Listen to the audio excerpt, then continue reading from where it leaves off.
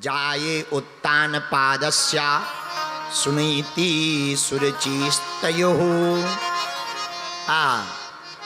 मनु महाराज के दो बेटे, एक का नाम प्रियव्रत, एक का नाम उत्तानपाद। उत्तानपाद की दो पत्नियां थीं, एक का नाम सुरुचि, एक का नाम सुनीति। बोलो सीताराम। सुरुचि का मतलब होता है जो अपनी रुचि के अनुसार चले, और सुनीति का अर्थ होता है जो शास्त्र की नीति के अनुसार चले। पर राजा सबसे ज्यादा प्रेम सुरुचि से करता। हम लोगों का भी हाल यही है, अपनी रुचि से जो होवे वो ज्यादा अच्छे से करने का मन करता। हम जो ही खा ले, भले ही पेट खराब हो जाए, भले ही बीमार पड़ जाए, पर हम यही खावें, हम ऐसे ही चलें, इसको कहते हैं सुरुचि। पर सुनीति कौन? जो शास्त्र की नीति है, धर्म की नीति है, वेदोक्त नीति है। भैया जो सुनीति के अनुसार जीवन जीता है, शास्त्र की नीति के अनुसार जीवन जीता है, उसके ही जीवन में मंगल ही मंगल होता है। भक्त का प्रादुर्भाव भी शास्त्र नीति के अनुसार होता है। हाँ, भगवान राम जी प्रकट भय तो कब भय? जब यज्ञ हुई। भगवान कृष्ण प्रकट भय तो कब भय? जब संत आ गए। उसी प्रकार जीवन में भक्ति भी प्रकट कब होगी? बोले जब शास्त्रोक्त नीति जीवन में आएगी, वेदोक्त नीति जीवन में आएगी, गुरु कृपा जीवन में आएगी, तभी हमारे हृदय में भगवान की भक्ति आएगी। और भक्ति आएगी तो भगवान आएंगे। रावण की एक ही तो नीति थी। रावण जब जानकी जी का हरण करने लगा तो किसी ने रावण को पूछा, तुम पहचानते हो ये कौन है? बोले हम जानते हैं। बोले कौन है? बोले खरदूषण मौसम बलवंता, इन्हीं को मारे बिनु भगवंता। खरदूषण मेरे समान बलवान है, बिना भगवान के कोई मार नहीं सकता। अरे जब भगवान है तो भगवान की पत्नी का तुम हरण क्यों कर रहे? इतना जानते हो तो। रावण बोला हमें पता है ये भगवान की पत्नी कोई साधारण नहीं भक्ति है, तो इनका हरण क्यों कर रहे? बोले देखो हमें भगवान को बुलाना है। अरे भगवान को बुलाना है तो इनको क्यों चोरी करके ले जा रहे हो?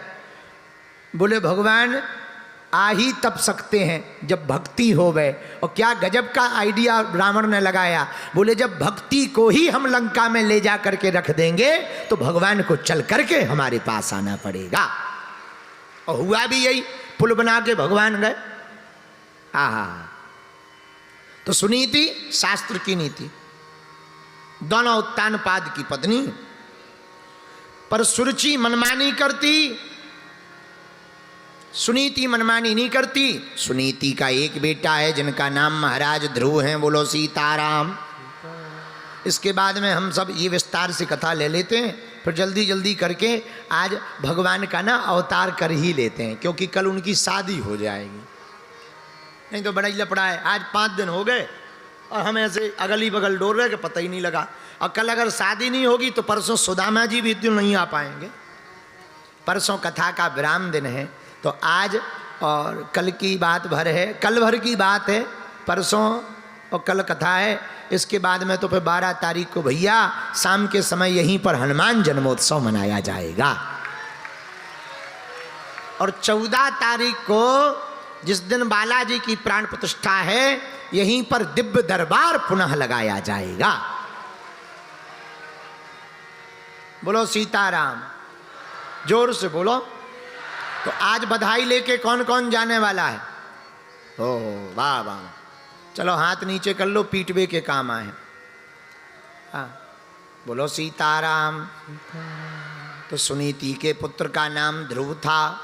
एक दिन ध्रुव जी महाराज पिता के भवन में पहुंच गए, गोद में बैठने लगे तो सुरुचि जो सौतेली माँ थी ध्रुव जी का बाएं पकड़ के नीचे फेंक दिया।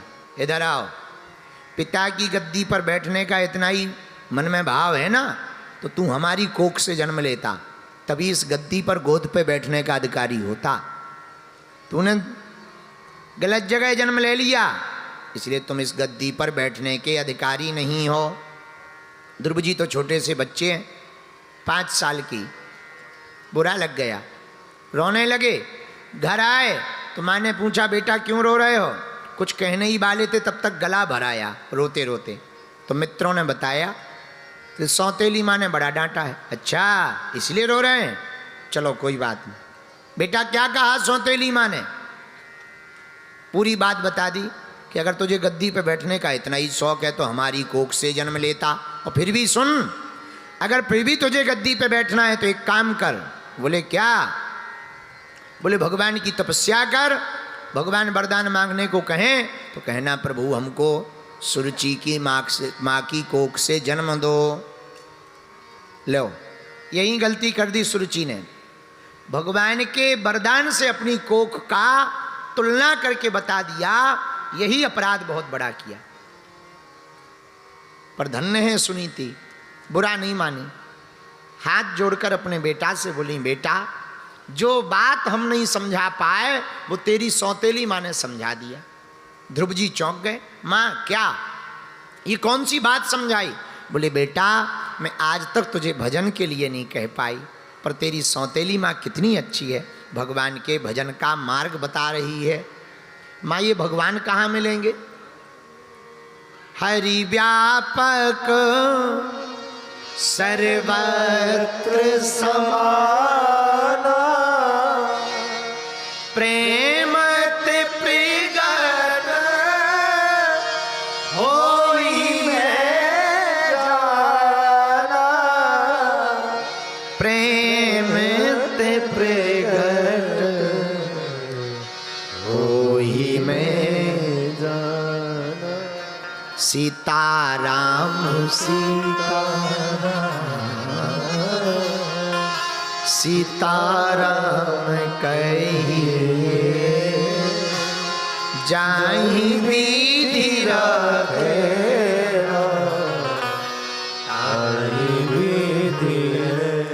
बेटा भगवान तो सब जगह है, पर सुन भजन करने में एकांत में ज्यादा मन लगता है, तो तू एकांत में जाके भजन कर, बन जा। और कितना अच्छा शब्द है बन जा। और बन जाने का मतलब जो भी बन जाते हैं वो बन जाते हैं, जो बन जाते हैं वो कुछ ना कुछ जरूर बन जाते हैं। राम जी बन गए तो बन गए, राम जी बन गए तो बन गए। इसीलिए बेटा से कहा बेटा बन जा। तो बन जा का मतलब बन जा नहीं, उनका बन जा, एक ये भी अर्थ होता है। बन जा मतलब बन मतलब तुम ऐसा ना हो गया तुम जो है जाकर के टाइगर रिजर्व में जाके घूम के फिर आ जाओ, बोले हम तो बन चले गए। नहीं नहीं, बन जाने का मतलब ये नहीं है। कुछ लोग इसको ही बन समझ लेते हो कि टाइगर रिजर्व में जाके घूम आते हैं, वहाँ जाके चाट पकौड़ी खा के शाम को आकर के कहते हम तो बन गए थे। अरे बन जाने का मतलब ये नहीं होता है, अर्थ का अनर्थ मत करो। बन जाने का मतलब भगवान का बन जा, बस यही बन जा, यही समझाया। हाँ हाँ, माँ ने कहा बेटा बन जा, पर ध्रुव जी ने कहा जो आज्ञा माँ। आज्ञा ली, वन की ओर गए। पिताजी को पता लगा तो खबर भेजी ध्रुव के पास, बेटा वापस लौटा। मंत्री आगे बोलते वापस लौट आओ, पिताजी ने बुलाया है, उन्होंने कहा है आधा राजपाट दे देंगे, वापस लौट आओ। ध्रुव जी बच्चे ही थे पर बुद्धि प्रखर थी, मन में सोचने लगे अभी तो हम पहुंचे नहीं, भगवान मिले नहीं, आधा राजपाट मिलने लगा, जरूर इस रास्ते में कोई बड़ा फायदा है, तो ठहरे नहीं, हम नहीं आएंगे, हम तो जा रहे हैं, रुके नहीं, फिर चले आएंगे। तो पिताजी को पता लगा तो पिताजी ने फिर खबर भेजी, अरे भैया कह देना पूरा राजपाट ले लो, पूरा साम्राज्य ले लो, लेकिन वापस लौट आओ। ध्रुव जी ने सोचा अभी तो पहुंचे नहीं, भगवान मिले नहीं, पूरा राजपाट मिल रहा, जरूर इस रास्ते में कोई फायदा है, बोलो सीताराम। अब रास्ते से आगे और बढ़े, जैसे ही आगे बढ़े सोई देखो भैया परमात्मा बिना किसी महात्मा की कृपा के नहीं मिल सकते, गोविंद बिना किसी गुरु की प्रेरणा कृपा के नहीं मिल सकते। तो रास्ते में ही भगवान की प्रेरणा से नारद जी मिल गए, बोलो सीताराम। अहो तेजहा क्षत्रियाणाम मान भंगम मृष्यताम। आहा क्या तेज है चेहरे पर, कोई राजा का राजकुमार है या कोई देवसपुत्र है, बड़ा चेहरे पर तेज है। बेटा कौन हो तुम? महाराज हमारा नाम ध्रुव है। कहाँ जा रहे हो? बन जा रहे, बनने जा रहे हैं। अच्छा अच्छा, क्या करोगे? भजन करेंगे। अरे बेटा, तुम जंगल में जा रहे हो, वन में बहुत हिंसक जानवर रहते, शेर रहते, चीता रहते, बड़े बड़े सांप रहते, खा जाएंगे। ध्रुव जी हंस के बोले, महाराज काहे को डरवाते हो? जंगल में अगर खाने वाले जानवर, हिंसक जानवर, शेर चीता रहते हैं, तो बचाने वाले परमात्मा भी तो इसी जंगल में रहते हैं। खाने वाले भर क्यों, बचाने वाले भी तो रहते। मारने वाला है भगवान, बचाने वाला है भगवान। मारने वाला है भगवान, बचाने वाला है। लेकिन भैया हम लोगों की एक आदत है, उल्टा जरूर सुन लेते हैं, सीधा नहीं सुनते।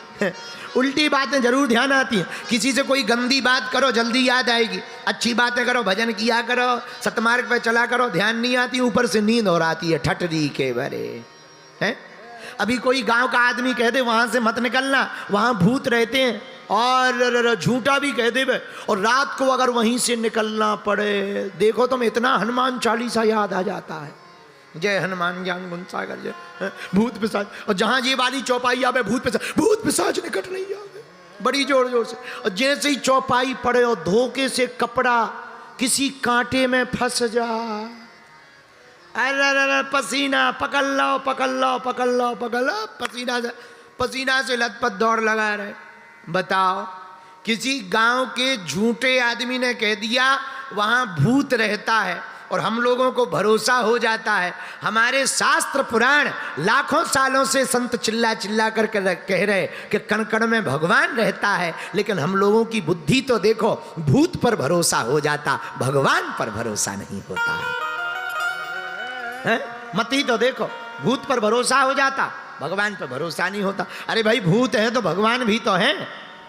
हम नहीं कह रहे रामायण पढ़ो, तो रामायण में वर्णन है गोस्वामी जी ने, ए हा हरि व्यापक सर्वत्र समाना, होई में जाना। ए हा हरि व्यापक सर्वत्र समाना, प्रेम ते प्रगट होई में जाना। श्री राम जय राम जय जय राम,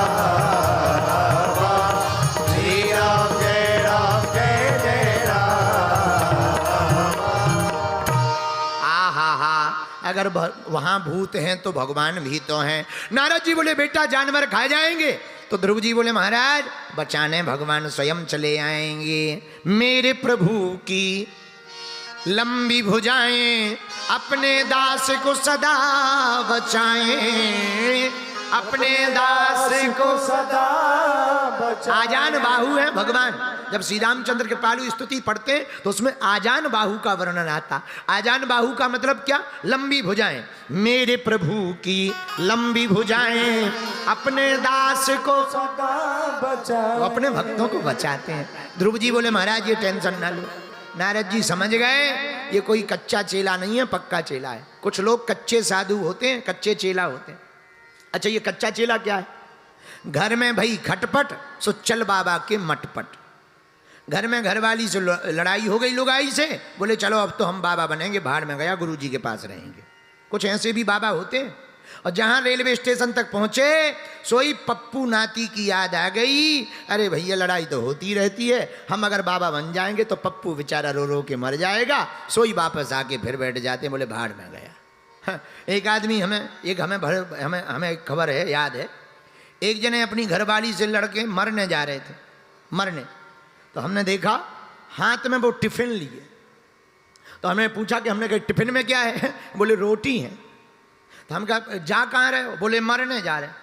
तो हम कहा रोटी क्यों लिए? बोले बा रेलवे से मरेंगे, रेल से ट्रेन से कट के मरेंगे। तो हम कहा ट्रेन से कट के तो मरोगे, मरना है ये, तो रोटी क्यों ले जा रहे? बोले बा मान लो ट्रेन लेट हो गई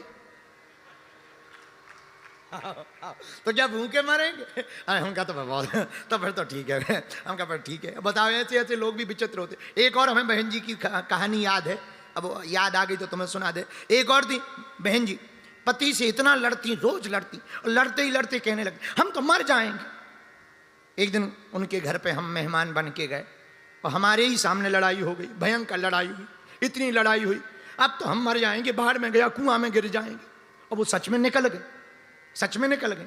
तो हमने उनके पति को कहा कि भाई साहब उन्हें बहन जी को बुला लो, मर ना जाए, आफत हो जाएगी, तुम जेल। अरे बोले महाराज इनका रोज का नाटक है, आप टेंशन ना लो, आप तो चाय पियो, थोड़ी देर में वापस आ जाएंगे। और सही में वो 30 मिनट बाद वापस आ गए।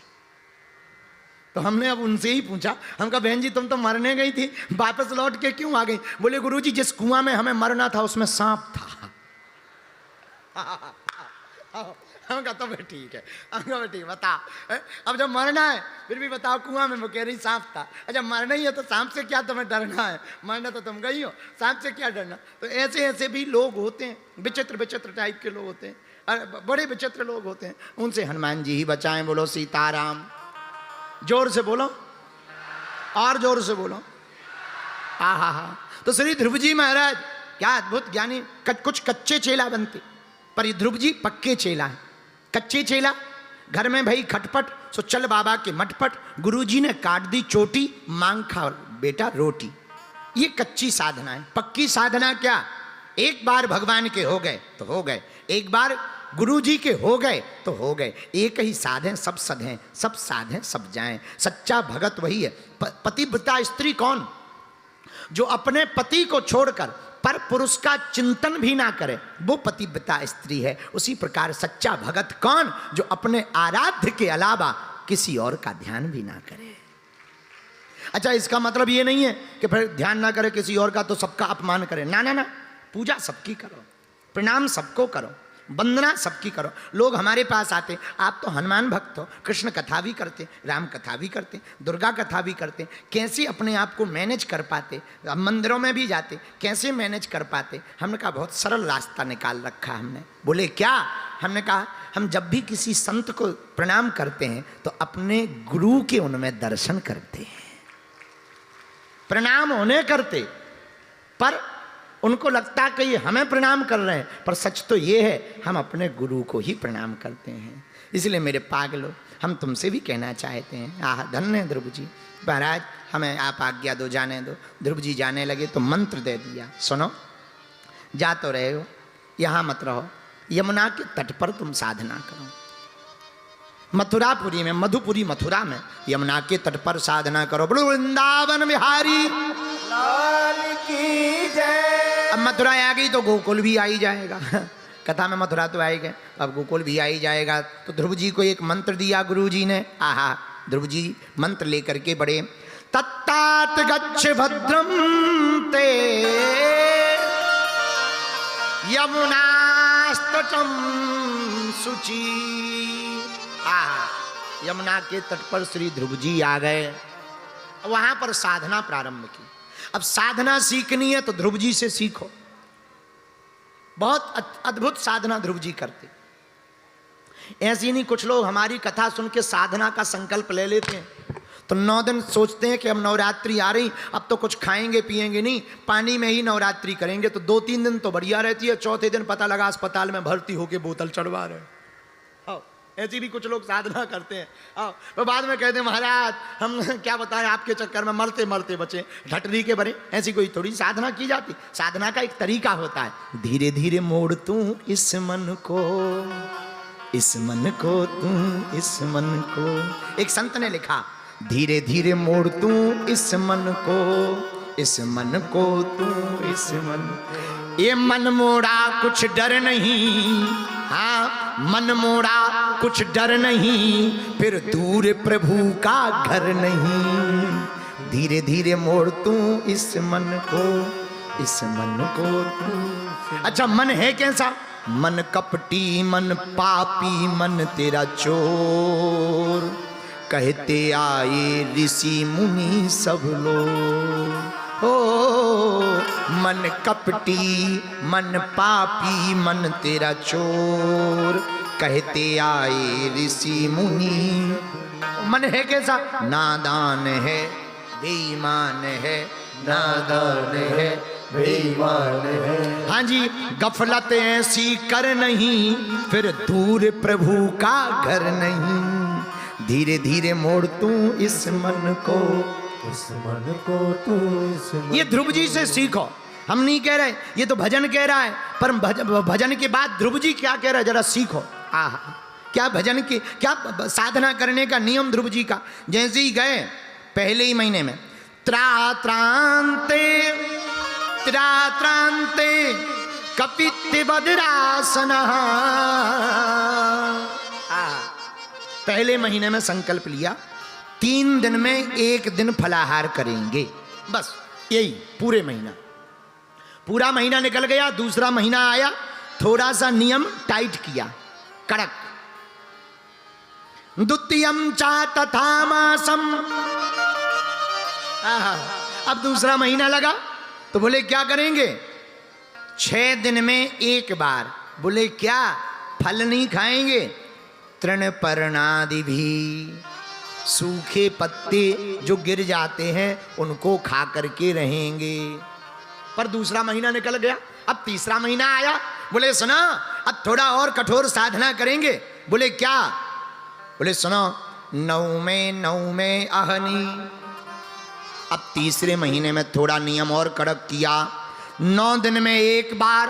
अब पत्ते भी नहीं खा रहे। बोले क्या कर रहे, बोले जमुना जी का केवल जल पी रहे। तीसरा महीना निकल गया, अब चौथा महीना आया, अब थोड़ा और नियम कठोर कर लिया, इतने में काम नहीं चलेगा, अब थोड़ा और कठोर किया। तो बोले क्या कर रहे, चतुर्मपी वै मासम द्वादश ओहिनी। चौथे महीने में अब 12 दिन में 1 बार। बोले क्या, बोले अब तो जल भी नहीं पी रहे, केवल 12 दिन में 1 बार वायु का आहार, श्वास ली और छोड़ी और 12 दिन के लिए बंद। 4 महीना हो गए, अब 5वां महीना आया। सो अंगूठे के बल पे खड़े है गए, और अंगूठे के बल पे खड़े होके श्वास को रोक लिया, प्राणवायु को चढ़ा लिया। ऊपर बैठे देवताओं के सिंहासन हिल गए, सब देवता भगवान के पास गए। बोले आजकल ऑक्सीजन की कमी पड़ रही है, सिलेंडर मंगवा, क्या गड़बड़ है, ऑक्सीजन की कमी हो रही। भगवान मुस्कुरा के बोले तुम लोगों की ऑक्सीजन ठीक कम हो रही, क्योंकि पृथ्वी पर हमारा एक भगत अपनी श्वास रोककर हमें पाने के लिए खड़ा हो गया है।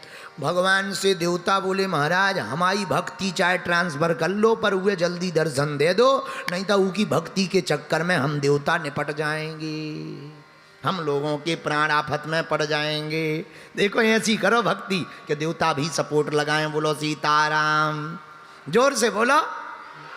फिर क्या, भगवान चतुर्भुज रूप लेकर के ध्रुव जी के सामने प्रकट हो गए। ए बेटा उठ, देख हम तेरे सामने आ गए नारायण। पर वो तो भीतर ही भीतर मस्त हैं। बोले क्यों, बोले सुनो, हमारे दादाजी एक सूत्र बोलते थे, जो भीतर गया वो भी तर गया, जो भीतर गया वो भी तर गया, जो अंदर जाएगा वही तर जाएगा है। तो ध्रुव जी अंदर ही अंदर आनंद ले रहे हैं उस रूप रस लावण्यमयी मूर्ति छटा का। आहा, वो काली काली अलकावलियाँ, वो कजरारी अखियाँ, वो घुंघराली लटें लटक रही हैं, वो मोहिनी त्रिभंगी मुद्रा, आहा हा, वो चपलता, वो कपोल, वो होस्ट, आहा क्या कहना भगवान की उस त्रिभंगी मुद्रा का, लावण्यमयी त्रिभंगमयी स्वरूप का। हमारे ठाकुर जी श्री नंद नंदन यशोदा नंदन देवकी नंदन चित चोर माखन चोर, कोई छलिया कहता, कोई गिरधारी कहता, कोई बनवारी कहता, कोई मोहना कहता, कोई गोपाल कहता, कोई नंद नंदन कहता, कोई भैया इनको 1000 हाथ वाला कहता, तो कोई कृष्ण कहता, तो कोई कन्हैया कहता, तो कोई काना कहता, तो कोई कलुआ कहता, कोई काला कलूटा कहता। ऐसे गोविंद के 1000 नामावली हैं। उन ठाकुर जी के रावणमय स्वरूप की दिव्य आभा छटा को देख करके ध्रुव जी का चित्त उस चित्त चोर की चरणों की वृत्ति में चिपक गया। जब चित्त चोर की चरणावृत्ति में चिपक गया तो बाहर खड़े गोविंद नहीं दिखाई पड़ रहे, भीतर ही गोविंद का दर्शन हो रहा है। अब भीतर ही भीतर आनंद ले रहे। पर भगवान ने सोचा ये हमारी तरफ तो देख ही नहीं रहे, तो भगवान ने एक लीला की, भीतर के रूप को खींच लिया, सोई छटपटा गए। पर आंखें खोली, हा, जो भीतर थे वही बाहर आ गए। बोलो सीताराम, जय हो प्रभु। अब टेंशन में पड़ गए ध्रुव जी। माताजी ने गुरुजी ने कहा था भगवान मिलेंगे, पर ये नहीं बताया कि मिल जाएं सो करना क्या है। न आरती आती, न पूजा, न मंत्र, न कुछ श्लोक आते। टेंशन में पड़ गए। भगवान तो सब जानते हैं, इनका नाम ही अंतर्यामी है। सोई शंख भगवान ने लिया और कपोलों से लगा दिया। मूकम करोति वाचालम पंगुलंघयते गिरिम इति कृपातम हम वंदे परमानंद। आहा, जिस पर भगवान की कृपा हो जाए वो मूक यानी गूंगा भी बोल पड़ता, लंगड़ा चल पड़ता। भैया जिस पर भगवान की कृपा हो जाती है उस पर सबकी कृपा हो जाती है। इसलिए एक बात हम बोलते हैं हाथ जोड़कर, हम अक्सर अपने कलाकारों को बोलते हैं तुम्हें बेटा बजाना ही है और गाना ही है, तो दुनिया को रिझाने के लिए क्या बजाना क्या गाना। अगर तुम्हें रिझाना ही है तो जगत की जगह जगदीश को रिझाओ। जगदीश रीझ जाएंगे, जगत अपने आप रीझ जाएगा। बोलो सीताराम, जोर से बोलो और जोर से बोलो। इन पर कृपा हुई, इनको वरदान दिया, जाओ खूब राजपाट का सुख भोगो, खूब आनंद लो, खूब आगे। इन पर कृपा हुई, बोलो सीताराम।